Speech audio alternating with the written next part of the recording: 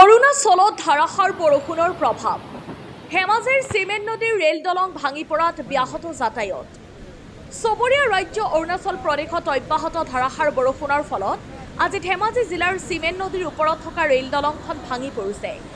স্থানীয় সূত্ৰৰ মতে নৈখনৰ পানীৰ স্তৰ হঠাতেই বৃদ্ধি পোৱা দলংখনৰ একাংশ ক্ষতিগ্ৰস্ত হৈ ভাঙি পৰিছে, যাৰ ফলত আতংকিত হৈ পৰিছে অঞ্চলবাসী। News desk report Assam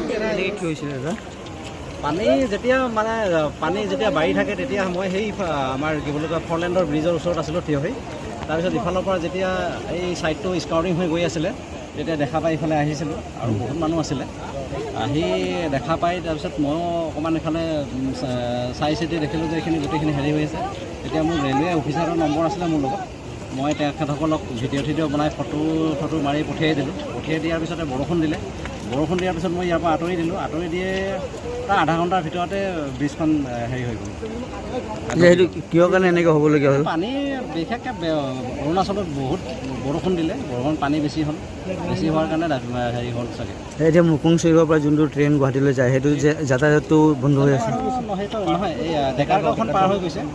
Dekargaon পাৰ হৈ গৈছে, কিন্তু লাচিত যিখন গুৱাহাটী যোৱাখন সেইখন হেৰি হোৱা নাই, সেইখন তাতে আছে। তাতে সেইখন 7টা কিমানতহে এৰে তাৰে পৰা।